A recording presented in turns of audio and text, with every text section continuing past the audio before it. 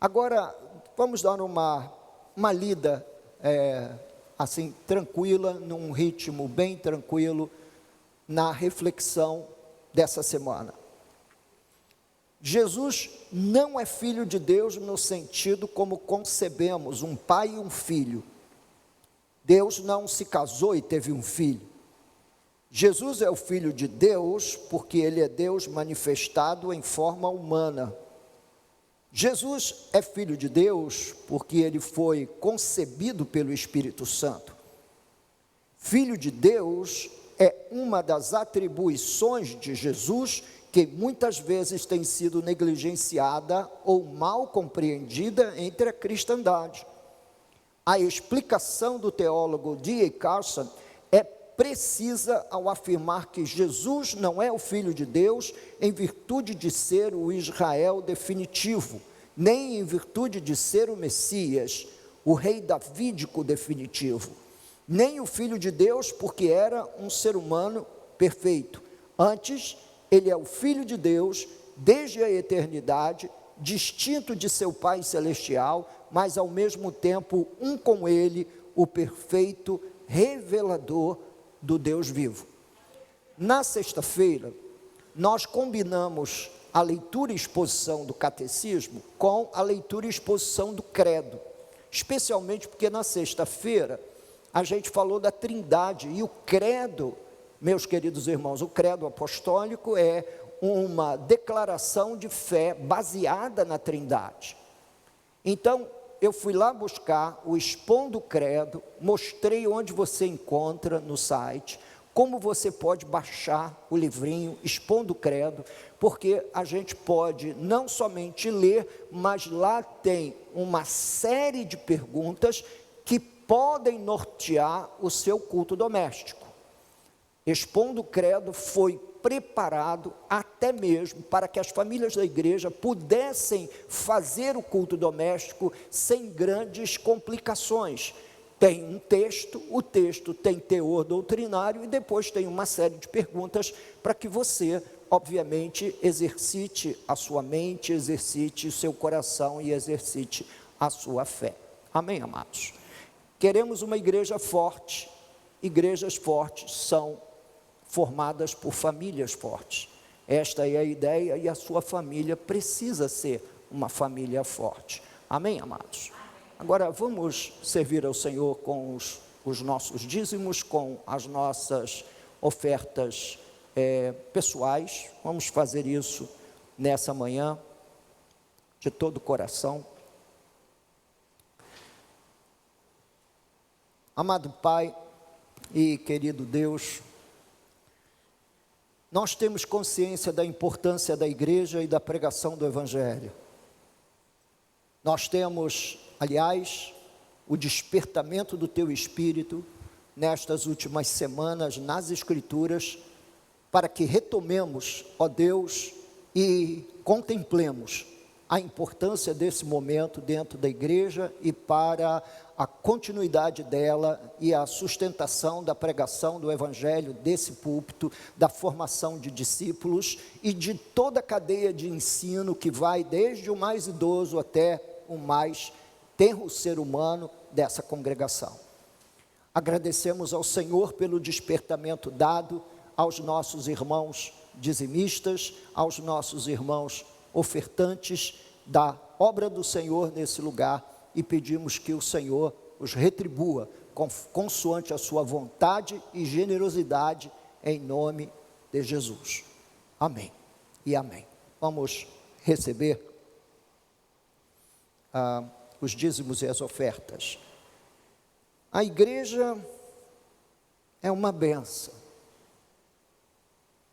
Igreja é uma bênção. E ser pastor é, na verdade, uma honra, mas ao mesmo tempo uma honra bastante dolorosa. Você tem que conviver permanentemente com sorrisos e lágrimas. Hoje de manhã eu trago 3 pedidos de oração para o púlpito. A Isabelle, que foi batizada no último batismo, e que foi diagnosticada uma semana antes de ser batizada com câncer no cérebro. Isabelle está internada. Complicações, muitas dores, ela está internada. Eu vou tentar amanhã fazer-lhe uma visita ao hospital. Está internada. Também está internada a Priscila, a esposa do Douglas, e ele pede oração por ela. Mas, por outro lado, nós temos a Ana Alicia e o Edmilson fazendo aniversário de casamento. Então, o coração do pastor tem que rapidamente percorrer essa gangorra emocional, que é chorar com quem chora e alegrar-se com quem está alegre. Estamos alegres por vocês, Ana Alicia e Edmilson, e estamos chorando com a Isabelle e com a Priscila, não é? Isso depois de um domingo tão importante. O Douglas teve uma experiência que eu reputo ter sido uma experiência com Deus. Ele me contou, eu ajudei ele a discernir, foi uma experiência com o Senhor. E na semana seguinte ele tem essa dificuldade. Vamos incluir também nessa oração o irmão Carlinhos, o pai do Douglas, que também está passando por situações muito sérias do ponto de vista da saúde. Amém, amados? Vamos orar. Senhor Deus e amado Pai, a comunidade da fé nessa manhã chora com a Isabelle, com a Priscila, com o Douglas, com o Carlinhos, e sorri com o Edmilson e a Ana Alice. Nós queremos orar para que o Senhor tenha misericórdia dessa mocinha, tão jovem, ó Deus, com tantos sonhos, ó Deus, em seu coração, sonho de se casar, sonho, Senhor meu Deus e meu Pai, de formar família, ter seus filhos, ela e o Michael. Eu quero pedir, ó Deus, que o Senhor cure essa moça. Nesse domingo que nós vamos falar de cura divina, nós vamos reforçar, ó Deus e Pai, o conceito de uma mente sobrenatural, para crermos nas manifestações poderosas do Senhor. Concede-nos a graça de receber a boa notícia da cura dessa moça. Ó Deus, todavia, estamos ainda presos à Tua soberana vontade, a respeito da qual conhecemos quase nada. Ó Deus, então, em nome de Jesus, perdoa estes Teus servos que não sabem orar como convém, que não sabem como colocar palavras diante de Ti em situações como essa da Isabelle e da Priscila, mas rogamos, ó Deus, em nome de Jesus, que o Senhor se apiede das suas servas e que nos devolva, ó Senhor meu Deus e meu Pai, a comunhão contínua dos santos neste lugar, a convivência com estas irmãs. Pedimos-te também que abençoes a vida de Edmilson e Ana Alice. Te louvamos pela vida deles. Concede-lhes, ó Deus, equilíbrio. Concede-lhes, ó Deus e Pai, perseverança. Concede-lhes sabedoria e entendimento para que eles possam multiplicar essa experiência da convivência conjugal por anos e anos e anos.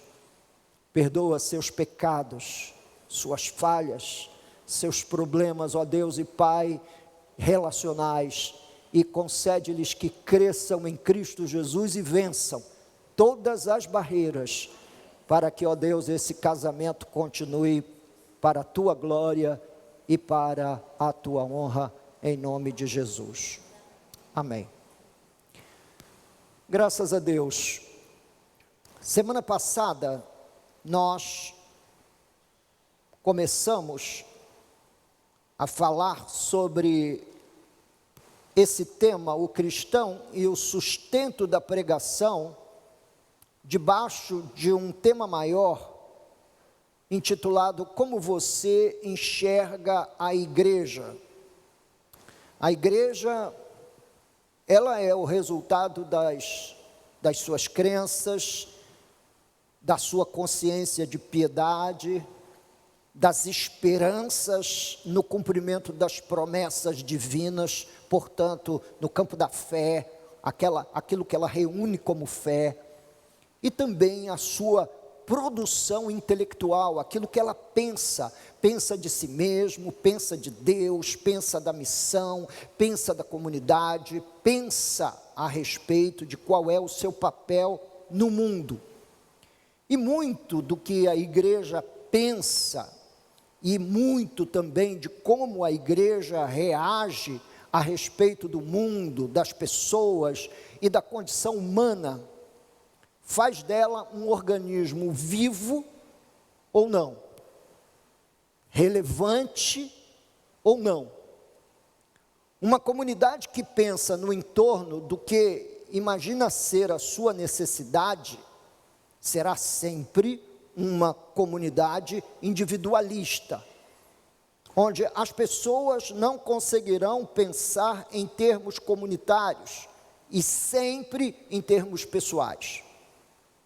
Este autocentrismo, muito comum nos dias de hoje, dos membros das mais diferentes igrejas locais, tira de cada uma dessas comunidades o status de comunidade de Cristo, posto que a comunidade de Cristo é aquela que serve aos propósitos de Cristo.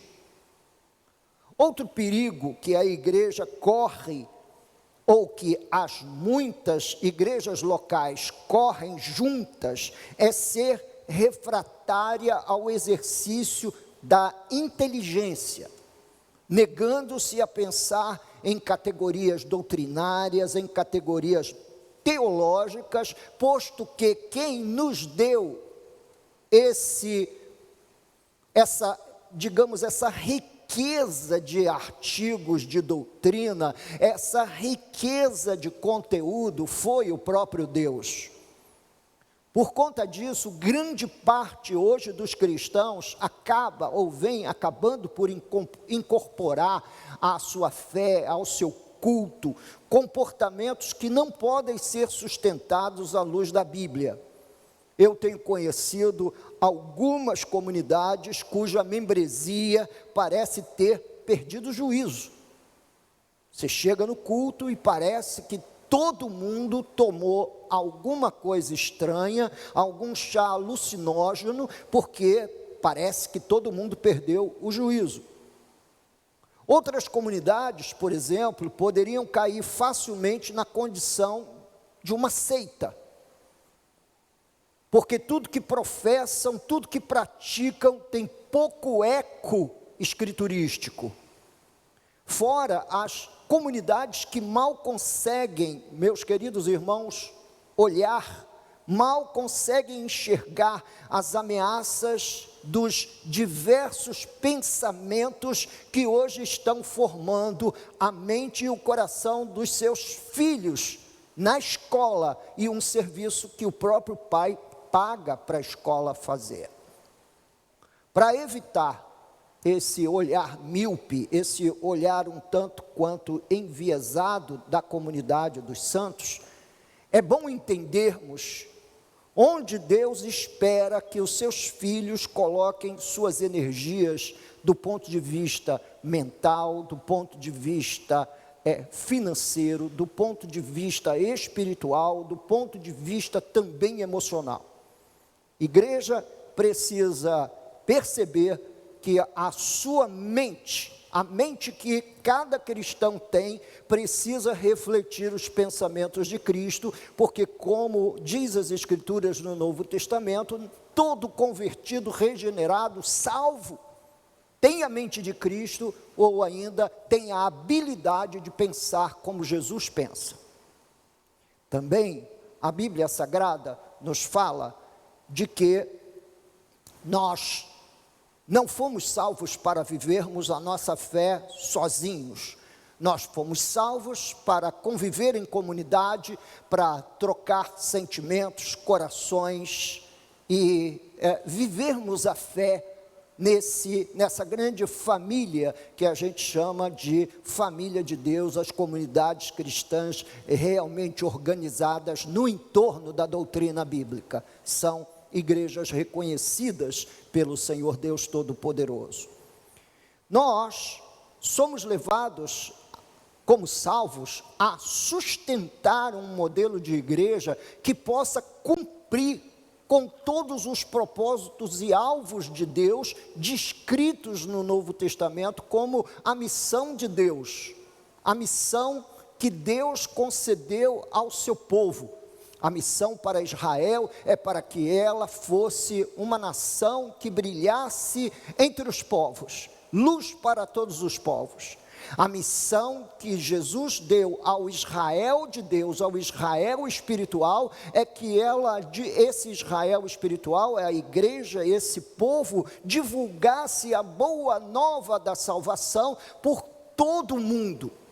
E levasse essa mensagem conhecida e que salvando as pessoas, estas mesmas pessoas fossem discipuladas e fossem também enviadas para que elas salvassem outros e discipulassem outros e fizesse desse ciclo virtuoso a sua grande missão, a missão de levar o Evangelho ao mundo.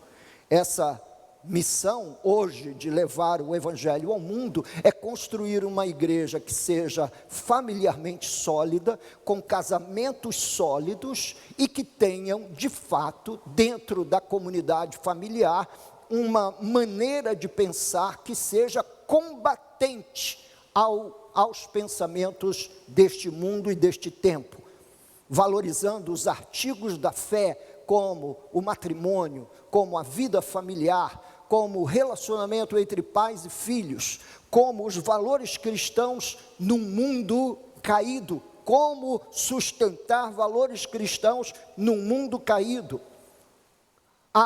O comportamento de adolescentes, o heterossexualismo versus o homossexualismo, o direito à propriedade, tudo isso são elementos que hoje a igreja precisa trabalhar, já não é mais natural, já não vem com a marca da cultura, onde você aprende isso naturalmente no mundo, naturalmente na escola, naturalmente na universidade.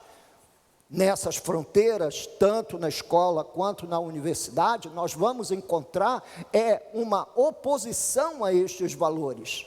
E, portanto, a igreja é chamada para hoje sustentar uma comunidade que pregue a palavra de Deus, que ensine, que discipule, que forme a cabeça de famílias, todas elas modeladas dentro do espectro da palavra de Deus. E, finalmente, a igreja é chamada para sustentar essa movimentação em direção ao mundo na busca pelas almas perdidas, onde o seu vizinho não crente é parte dessa missão, onde a missão não está do outro lado do Atlântico, ela está do outro lado da rua, ela está do outro lado da cadeira, ela está do outro lado, meus irmãos, da casa, na casa ao lado. Eu tenho buscado sinceramente avaliar os movimentos que hoje vêm ameaçando de perto a descontinuidade da igreja e da fé cristã no mundo. E à luz da minha humilde interpretação, a igreja vem sendo ameaçada nessas 4 diferentes frentes.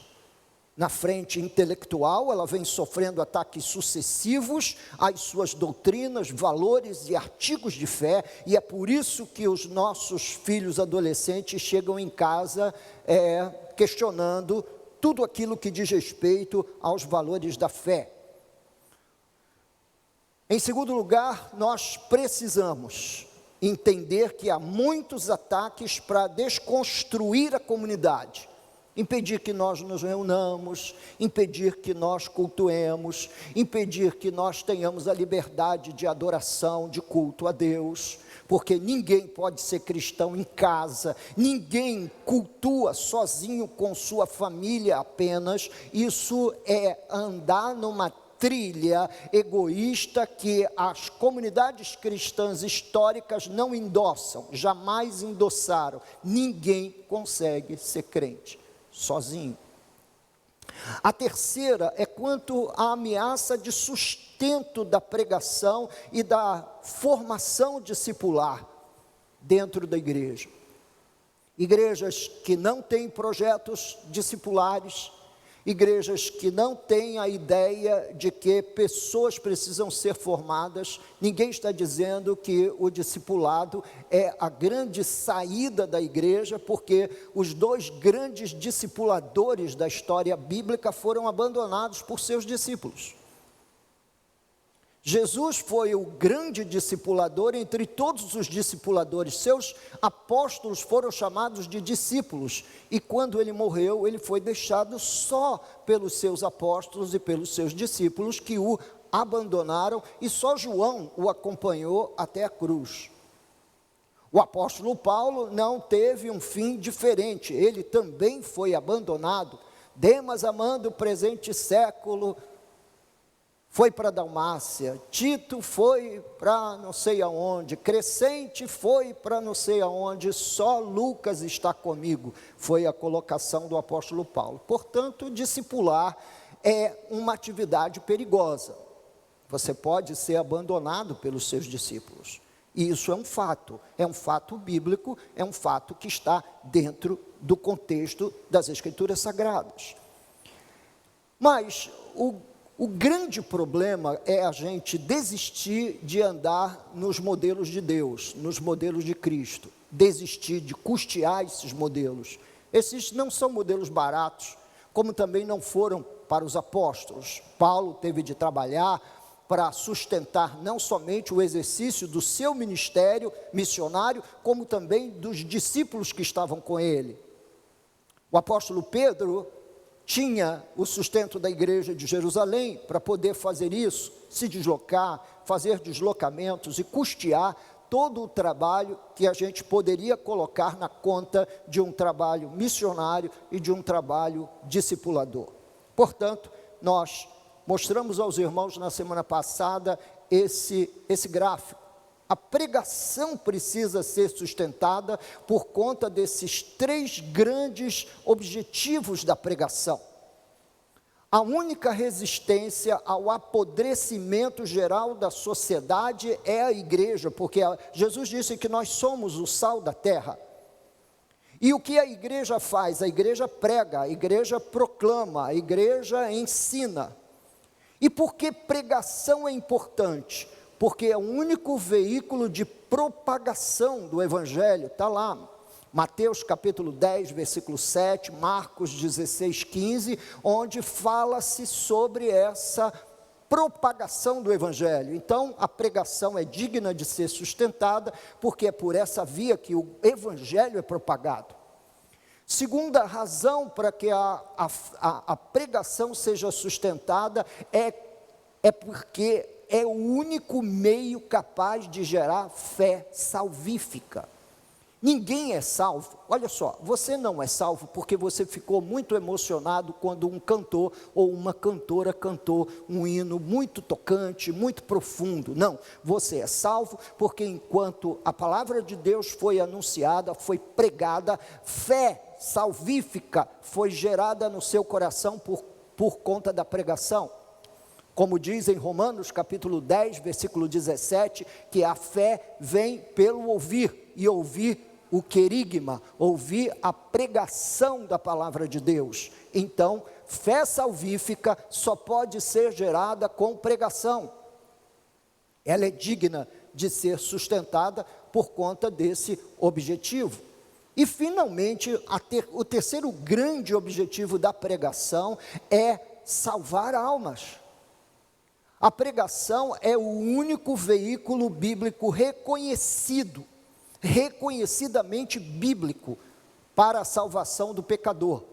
A gente faz uma porção de coisas, nós temos um hábito, não é, de achar que nós podemos fazer uma porção de coisas, criar uma porção de coisas para que as pessoas sejam salvas, mas na verdade elas só são salvas quando ouvem a pregação.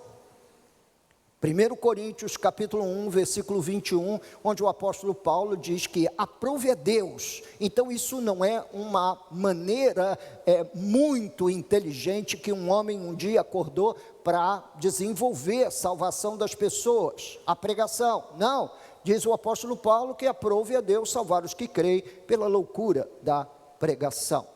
Então a única resistência ao apodrecimento geral da sociedade está ruim, você acha que o mundo está ruim, está tudo mal, que ninguém mais tem amor, digamos aquele amor natural dentro do seu coração, que o mundo está muito violento. Bem, todas as vezes na história que a igreja se encolheu para pregar, o mundo se manifestou na sua maldade.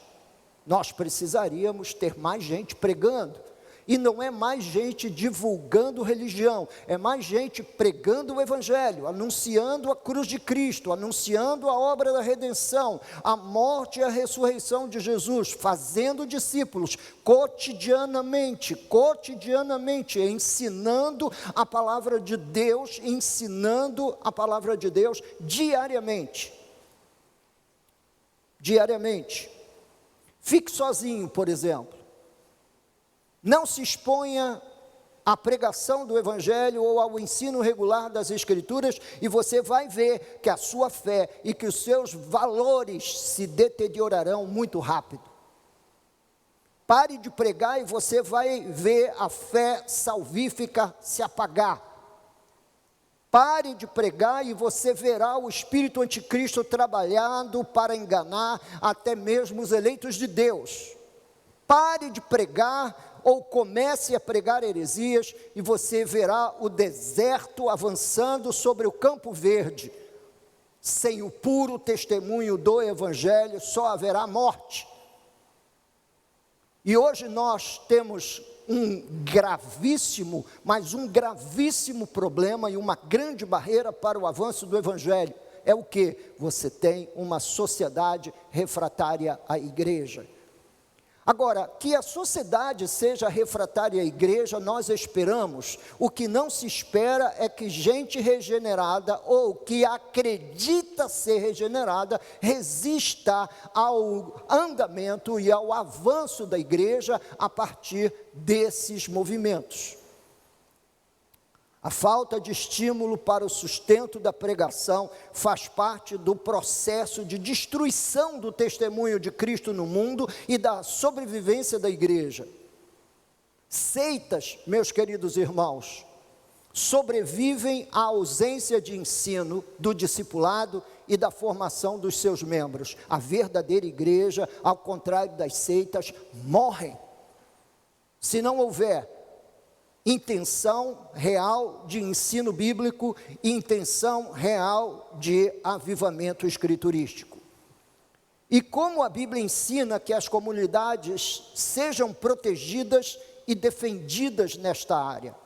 A Bíblia ensina que é através de doações voluntárias e liberais, na medida da prosperidade de cada um e com regularidade. É o que ensina a palavra de Deus. Que nossas ofertas precisam ser voluntárias, liberais, na medida da nossa prosperidade, ou na proporção da nossa prosperidade, e com regularidade. Mas nós convivemos com seríssimos problemas dentro do espectro cristão, por causa dos escândalos.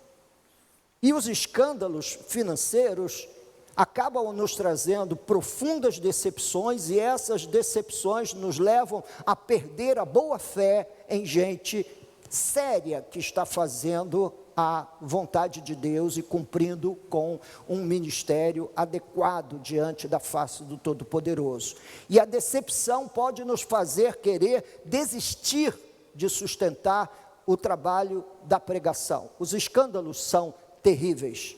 E especialmente escândalos que envolvem pastores, porque os pastores nunca caem sozinhos, eles caem de braços abertos, levando quem está ao seu lado para o chão também.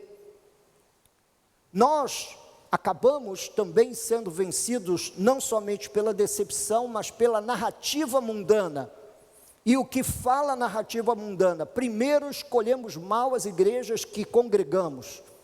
Em segundo lugar, nós damos ouvidos a não somente o evangelho pregado do púlpito da nossa igreja, centrado nas escrituras, mas damos ouvidos a qualquer tipo de pregação religiosa, de modo que a quantidade de vídeos que eu recebo, a quantidade de textos que eu recebo em WhatsApp, de boa gente, de gente boa, bem intencionada, mas de evangelho tem muito pouco, e isso me traz um peso enorme no coração, porque se estamos a ouvir esses outros evangelhos,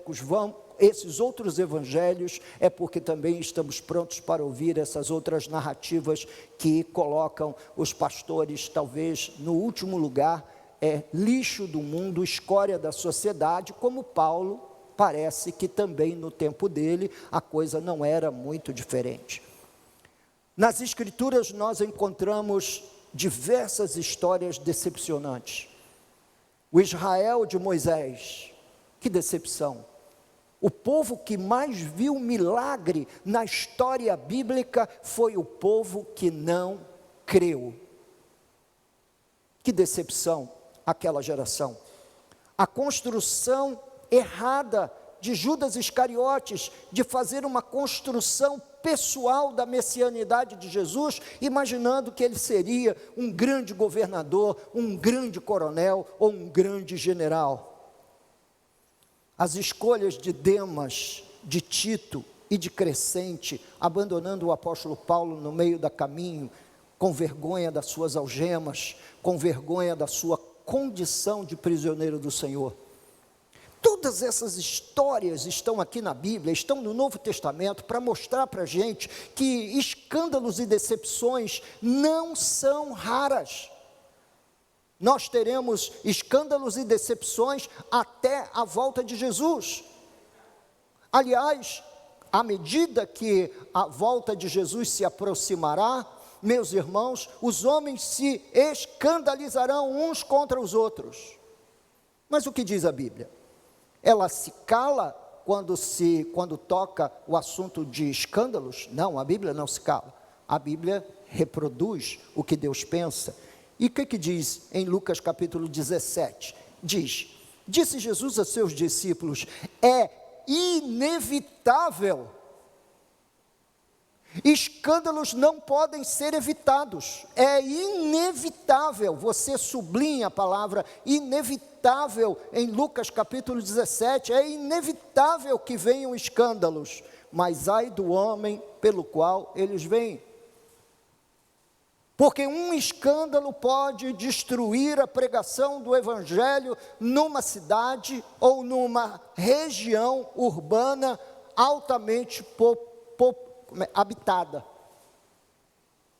É inevitável que venham escândalos, e a Bíblia não ignora, é verdade, escândalos virão.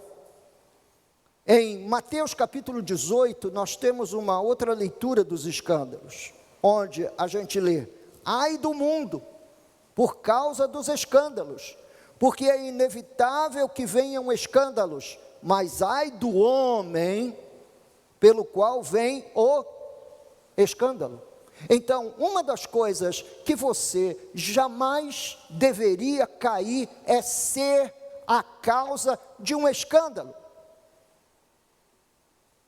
É alguém olhar para você, olhar para mim, olhar para nós e citar o nosso nome como um protagonista de um grande escândalo. Olha, aquele fulano era crente, olha só o que ele fez. Olha o que ele fez com a mulher. Olha o que ele fez com os filhos. Olha o que ele fez com isso, com aquilo. Então, uma das coisas que eu e você precisamos cuidar é de não sermos protagonistas de uma história escandalosa que envolva sexo, dinheiro ou poder. Escândalos, meus queridos irmãos, acompanhará a geração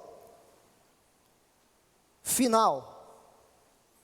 Mandará o Filho do Homem, em Mateus 13:41, mandará o Filho do Homem os seus anjos, que ajuntarão do seu reino todos os escândalos e os que praticam a iniquidade. Nós, às vezes, parecemos ingênuos demais ao pensar que Deus não sabe desses escândalos. Não, Deus sabe.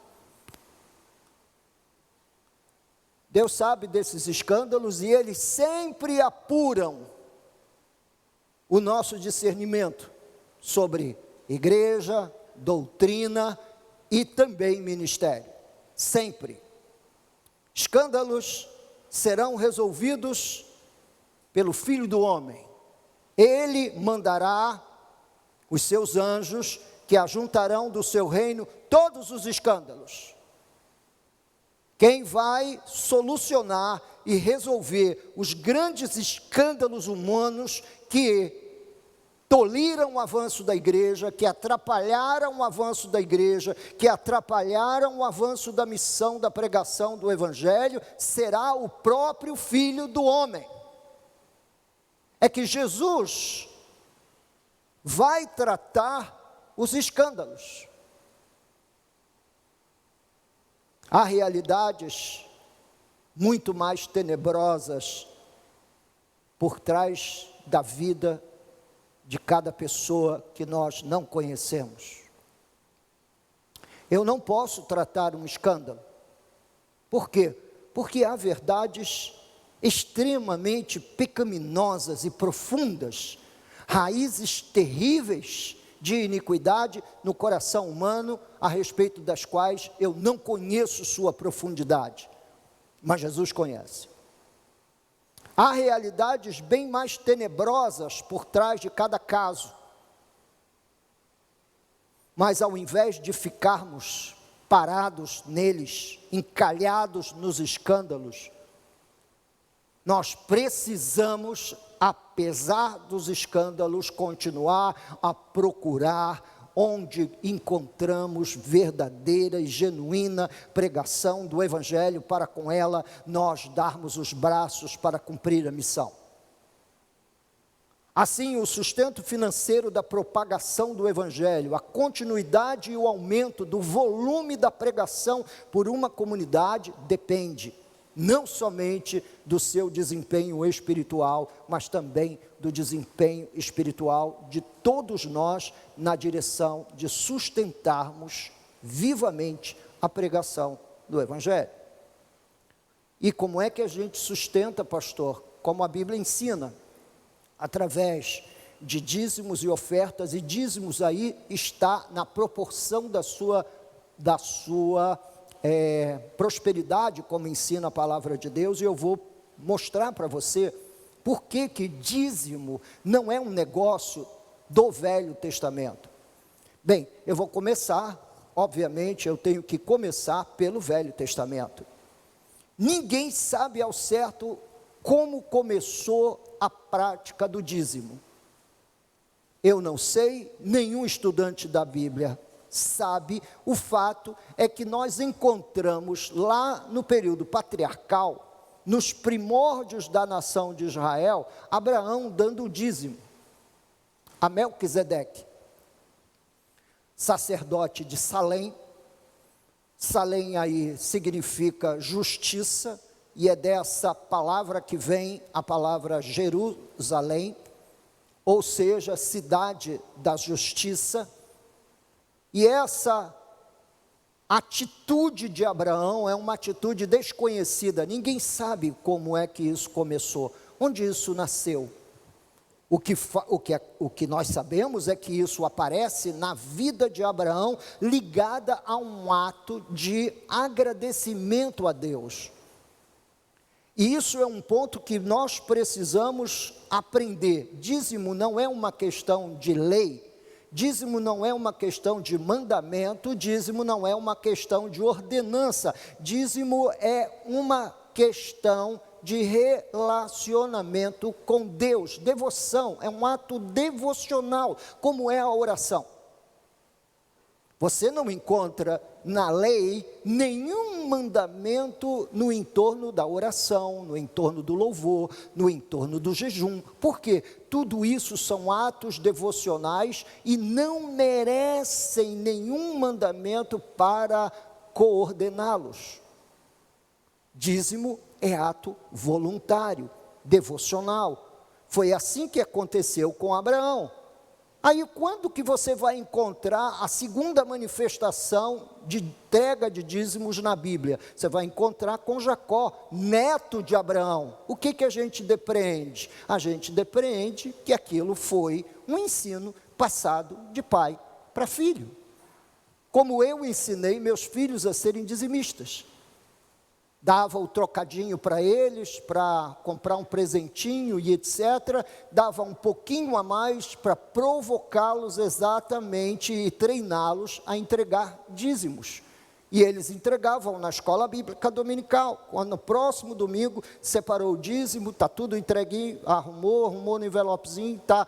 Então chega lá e entrega para a tia, para professor da escola bíblica dominical.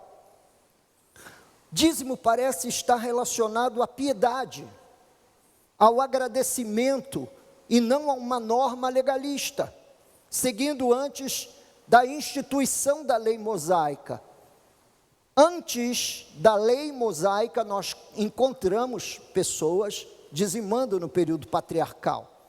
Isso está ali no início do meu gráfico. Se vocês lerem, o período patriarcal vai desde a criação até o Monte Sinai. Esse é o chamado na Bíblia de período patriarcal. Até Êxodo capítulo 20 você tem o período patriarcal.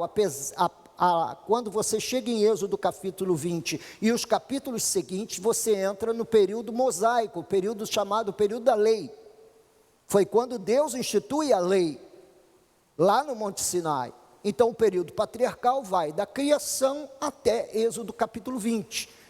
Todo o texto que você encontrar entre a narrativa da criação e Êxodo capítulo 20 compreende o período patriarcal. Todo o livro do Gênesis compreende o período patriarcal. Assim, José e todos os filhos de Israel eram ou personagens desse período patriarcal. Nesse período, toda manifestação de dízimo que você encontra é para provar que dízimo não é uma regulamentação. Dízimo não é um mandamento. Eu não quero entregar dízimo, pastor. Você tem o direito de o fazer. Se você fosse meu filho, eu lhe diria para não fazer isso. Por quê? Porque eu não posso, em sã consciência, dizer para você, pare de orar. Se eu dissesse para você, pare de orar, você ia ficar ofendido comigo? Como é que o pastor pode pedir para que a gente pare de orar? Porque dízimo, ou o ato de dizimar, está na mesma categoria do ato de louvar, do ato de orar, do ato de adorar a Deus. É uma expressão de ação de graça. Foi assim quando Abraão recolheu e deu o dízimo dos despojos da batalha entre os 5 reis contra 4. Você vai encontrar nessa batalha, ele vai ao resgate de Ló, o seu sobrinho, e com 318 homens do seu clã, ele entra em luta e vence a batalha.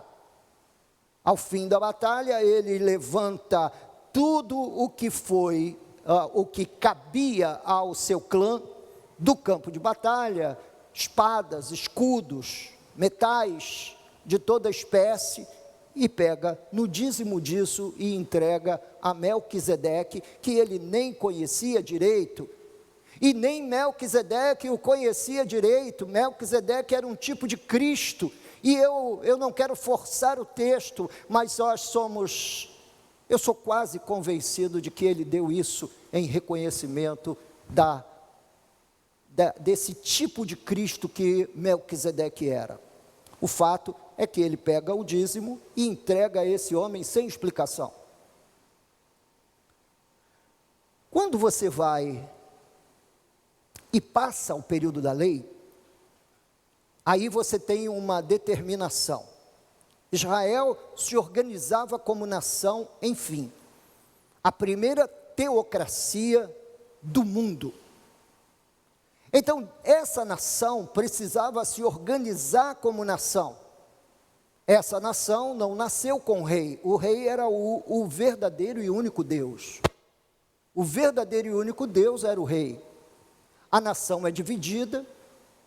Assim que entra em Canaã, terras são dadas às tribos, e a tribo de Levi era uma tribo sem terra, onde Deus diz para eles: eu sou a vossa herança. Olha, quer herança maior do que essa? Eu sou a vossa herança. Então todas as 11 tribos trabalhavam, entregavam os seus dízimos, recolhiam os seus dízimos. Ali sim funcionou de forma legalista, de forma legal. Por quê? Porque ali funcionou como um imposto de renda para dar sustentação a toda a nação e o avanço de Israel como nação no mundo, cuja missão era ser luz para todos os povos. Então, mais uma vez, o dízimo no Velho Testamento sustentou a missão, sustentou a ideia principal, que era que Israel fosse luz para todos os povos. Mas como é que isto aparece no Novo Testamento? Não, espera aí. Deixa eu falar aqui de um importante texto que aparece no Velho Testamento, que é o texto de Malaquias, onde muitas igrejas hoje se fundamentam para amedrontar os seus membros com o dízimo, e se ele não entregar o dízimo, que espíritos malignos vão corroer, vão mexer na vida dele, o gafanhoto devorador vai lá, vai devorar tudo. Bem, isso está completamente fora de qualquer interpretação coerente do Velho Testamento. É óbvio que isso não vai acontecer hoje. Por quê? Porque nós não estamos debaixo dessa lei. De que tipo de lei nós estamos debaixo, pastor? Da lei de Cristo. Da mesma lei que lá no final, lá no início do Velho Testamento, nós temos que dízimos sustentam a missão. Dízimos sustentam o alvo glorioso de Deus para aquela circunstância e naquela situação. Como é que isto precisa ser considerado no Novo Testamento? Bem, deixa eu colocar para você o seguinte: a igreja no Novo Testamento é simplesmente continuidade de um judaísmo avivado. A igreja no Novo Testamento nasce com 3.000 judeus se convertendo a Jesus, lá no dia de Pentecostes, em Atos dos Apóstolos. Em Atos capítulo 3, você vê um outro movimento judaico da parte dos discípulos, Pedro e João subindo ao templo para orar a hora nona. Isso era uma prática judaica, isso não era uma prática cristã. Jesus não ensinou isso. Isso era uma prática judaica. Em outras palavras, eles não deixaram de imediato as práticas judaicas. Outro ponto, em Atos 18, Áquila toma voto de Nazireu, uma outra prática judaica, e Paulo toma juntamente com ele o mesmo voto. Rapam ou raspam a cabeleira e iniciam ali um voto de nazireado, um voto de consagração ao Senhor. Esses elementos judaicos estão presentes na igreja no início do século. Você acredita que dízimo ficou de fora disso? Não. Era uma outra prática judaica, uma outra prática ligada à devocionalidade do judeu, e isso obviamente deve ter acompanhado a prática dos queridos irmãos. Como nem oração, nem jejum Existe uma norma neotestamentária, não é uma norma neotestamentária que horas você deve orar, como você deve orar, em que lugar você deve orar, quando que a oração tem poder, se a oração não tem poder, também não existe uma norma, porque nunca houve, exceto no período da lei, uma norma para conduzir a prática do dízimo. Dízimo continua sendo e será eternamente até a volta de Jesus um ato de voluntariedade e um ato onde nós, conscientes da missão na qual nós participamos e estamos presentes, sustentamos.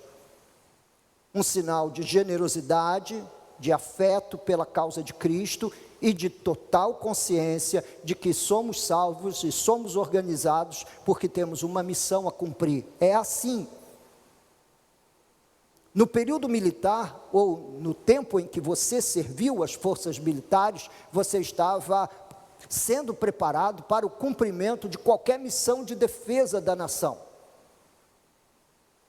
Nós também, ao sermos comissionados para o exército de Cristo, estamos também trabalhando em defesa da fé cristã. Mas existem alguns erros comuns com respeito a dízimos e as ofertas. O dízimo não pode ser, o dízimo hoje dentro do contexto da graça, não pode ser visualizado à luz de Malaquias 3. Isso é um equívoco de interpretação bíblica, e é uma opressão esse tipo de interpretação. Há também um outro erro comum, que é o erro de achar que a contribuição pode ser descartada como meio de adoração e prática piedosa. Não pode, ou pelo menos não deveria ser descartado, porque eu ensinei meus filhos todo o processo de devoção, ensinei eles a orar, ensinei eles a jejuar, e ensinei eles a adorar, e ensinei eles a dar dízimo, desde criança. O terceiro erro é o erro de tornar a contribuição uma prática dispensável ou obrigatória. São esses dois extremos. O dízimo não é mais para nós, como se, por não ler nada no Novo Testamento com respeito a não ser uma citação de Jesus, onde ele endossa a entrega de dízimos diante do fato de que os fariseus eram dizimistas. Também não existe na Bíblia Sagrada nenhuma orientação que nos dispense do dízimo.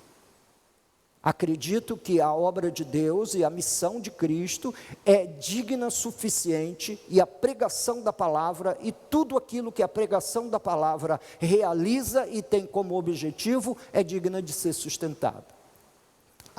Mas a Bíblia Sagrada, pastor, fala sobre oferta voluntária. Bem, está certo. A Bíblia Sagrada fala de oferta voluntária. A nomenclatura pode ser qualquer uma.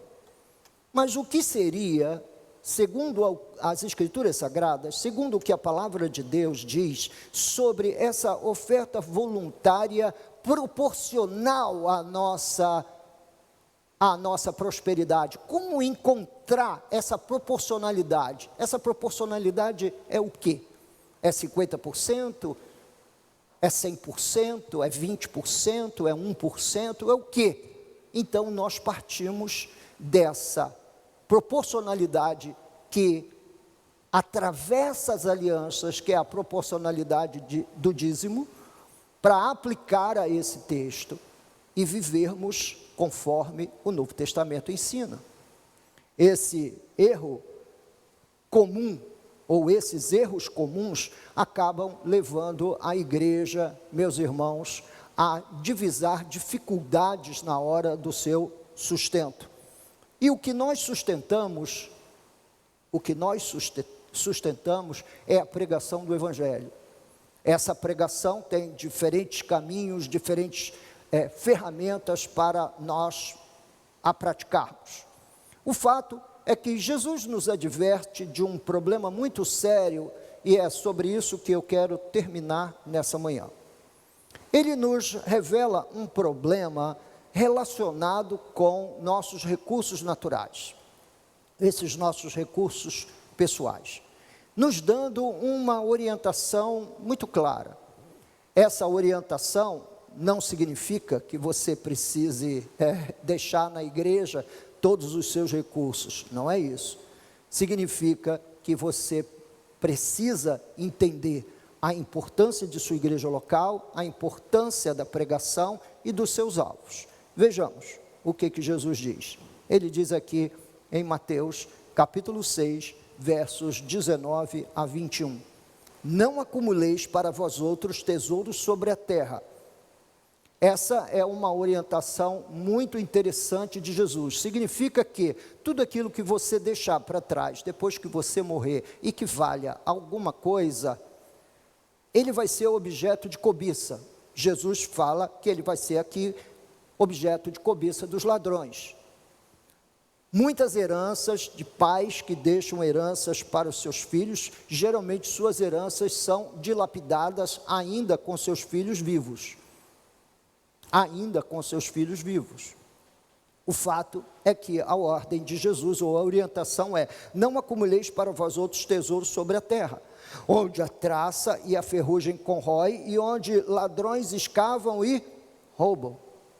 Mas ajuntai para vós outros tesouros no céu, onde traça nem ferrugem corrói, e onde ladrões não escavam e nem roubam. Pastor, então, quer dizer que os meus dízimos e as minhas ofertas podem ser um depósito para riquezas celestiais? Sim e não. Por que sim e não? Porque toda a igreja que trabalha na ordem de sustentar a pregação, é pela pregação que nós acumulamos vidas nos céus. As pessoas só vão para o céu se elas ouvirem a pregação do Evangelho. E quanto mais nós enchermos o mundo com a pregação do Evangelho, mais estamos cumprindo a missão, mais para o centro da missão estamos acompanhando. Agora nós temos um aplicativo, pronto, é mais um caminho para levar a pregação. Agora nós temos um site renovado, é mais um caminho. Agora a igreja toda está junto num grupo de WhatsApp. Uau, agora nós temos uma grande oportunidade, que é usar a tecnologia e as redes sociais para compartilhar a mensagem do Evangelho. Ótimo, excelente, nós precisamos estar todo o tempo absorvidos pela mensagem do Evangelho, que é a única maneira de nós ganharmos almas para Jesus. Não existe outra, é a pregação do Evangelho. Agora, resistir ao sustento, à pregação do Evangelho é um sinal muito ruim. E por quê, pastor? Porque eu estou resistindo, meus queridos irmãos, a verdadeiramente dar apoio à única coisa que pode levar pecadores para o céu: a pregação. Porque onde está o teu tesouro, aí estará também o teu coração. Quem faz esse juízo? Não sou eu. Eu só prego. E preciso cada dia mais pregar segundo as Escrituras. Eu só prego. Mas quem faz esse juízo é Deus. Como é que Deus enxerga seu coração? Deus enxerga seu coração e vê no seu coração o seu tesouro. Seu tesouro está na evangelização do mundo?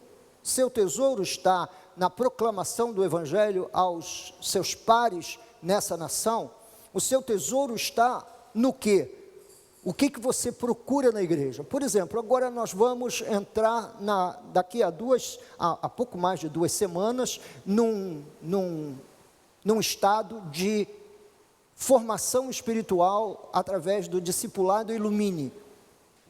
Pela primeira vez, nós vamos estender as tendas para discipular pessoas, primariamente de dentro da nossa igreja, e em segundo lugar, para fora da igreja. É uma boa oportunidade? Excelente. O que eu devo fazer então, pastor? Quanto mais pessoas a palavra de Deus chegar, muito melhor. O que devo eu fazer? Utilizar de todas as ferramentas que eu tenho para que a palavra de Deus alcance esses corações. Devo eu investir também na questão de organizar, sei lá, um encontro com um amigo, uma amiga, uma família, levar Jesus. Nós temos os livros, todos são produzidos aqui como gratuitos no site. Olha, leia esse livro, leia o capítulo tal, leia o capítulo X, o capítulo Y, o capítulo Z. Nós todos estamos envolvidos na missão. Nós vamos todos dar conta, meus irmãos, do que fizemos com respeito à missão. Você não encontra isso na Bíblia, onde você vai ser, onde o Senhor vai pedir contas da sua mordomia. Não lembra a parábola dos talentos, onde Deus pediu conta da sua mordomia? E o que é a mordomia? O que é o negociar no reino de Deus, se não levar a maior de todas as riquezas que Deus depositou em mãos humanas, que é a riqueza do Evangelho? Nós pregamos o Evangelho, nós lidamos com o Evangelho, a nossa matéria-prima é o Evangelho. Agora, se você está organizado numa igreja local e não quer sustentar a mensagem da pregação, eu fico imaginando que coerência há nisso. Você é parte de uma comunidade que tem o alvo de alcançar o mundo com a pregação do Evangelho, mas você não quer participar dessa atividade. Bem, essa tem sido grande parte o posicionamento de muitos cristãos hoje, e geralmente eles se apoiam em escândalos fora da sua comunidade. Porque os pastores da Universal, o pastor lá da Mundial, tem uma fazenda com milhares de cabeças de gado. Eu não tenho nem um cachorro, irmão. Eu não tenho nem um cachorro. Nem um cachorro para eu chamar de meu eu tenho. Eu gosto de cachorro, mas suja tudo e a Lourdes não gosta. Eu queria ter um cachorro. Você gostaria também de ter? Só que eu gosto dos grandes, Rottweiler, aqueles cabeçudos, como é que é o nome daquele cabeçudo de cara assim toda... o Pitbull, adoro o Pitbull. Adoro o Pitbull. Eu não tenho nada a ver com essa gente. Escuta bem, eu não tenho nada a ver com essa gente. Se você ainda não observou isso, não tenho nada a ver com essa gente. Meu grande propósito no fundamento dessa igreja foi a pregação do Evangelho. E de criar, olha só, uma estrutura que permanecesse e acompanhasse a igreja pelos anos depois da minha morte. Então, eu trabalhei demais, mas essa igreja tem todo o seu patrimônio local pago sem dever nada a ninguém. Nada. Esta igreja tem residência para o seu pastor.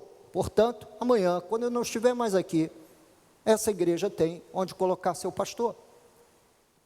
E essa igreja ainda se dá o luxo de ter uma sede campestre. E você, o que tem, pastor? Eu não tenho nada. Isso tudo está registrado em documento para quem quiser ver, para tirar a prova dos 9. Para tirar a prova dos 9. Quer dizer, isso seria desnecessário, um desnudamento desse, num domingo de manhã na igreja, se todos nós não ficássemos tão abalados com os escândalos financeiros que esses homens maus causam ao reino de Cristo. Quer dizer, eu estou sofrendo aqui por um escândalo que não nasceu aqui, que não é daqui, que não tem nada a ver com aqui. Então, vamos crescer um pouco mais, vamos entender um pouco mais, um pouco melhor. Nunca foi tão necessário a igreja se juntar para o sustento da causa do Evangelho. Por quê? Porque estamos sendo atacados. Nós estamos dormindo o sono da morte. Nós imaginamos que isso aqui é só religião, mas não, outros olhos nos veem como inimigos. Eu sou um inimigo dessa cultura quando eu não endosso a homossexualidade. Eu sou um inimigo dessa cultura quando eu sou anti-aborto. Eu sou um inimigo dessa cultura quando eu defendo a família e o casamento. Eu sou um inimigo dessa cultura. Eles não me amam, não amam você, não nos amam. Não amará a igreja de Cristo e não a poupará no devido tempo. Não a poupará. Então, talvez nós tenhamos uma das últimas oportunidades de sustentar a pregação genuína do Evangelho. E os irmãos, se não me conhecem, conhecem a minha doutrina. E sabem a palavra que eu prego, o Evangelho que eu prego, e essa igreja merece sustento. Essa igreja merece que seja verdadeiramente sustentada para a glória de Deus, verdadeiramente sustentada para a glória do Senhor. E é nesse sentido e com esse sentimento que eu coloco essa terceira ameaça e a maneira de que nós precisamos olhar para a igreja com mais caridade, com mais carinho, com mais amor. Isso aqui não é um supermercado da bênção. Isso aqui é um local de proclamação do Evangelho e de formatação de discípulos de Cristo. E quem aqui chega, ele imediatamente percebe que isso aqui não é uma igreja caça-níquel. Os irmãos nunca me ouviram ficar fazendo campanhas, ofertas, imprimindo carnês. Eu nunca fiz isso e nunca farei, porque eu acredito que igreja é feita de gente adulta, gente que verdadeiramente tem as suas faculdades amadurecidas. Agora, se os nossos recursos, se nós temos recursos para uma porção de atividade humana, deixa eu colocar, legítima na vida, não teríamos recursos para o sustento da causa da pregação. Essa é a pergunta com a qual eu gostaria que você saísse daqui. Deus abençoe. Pai de amor e de graça,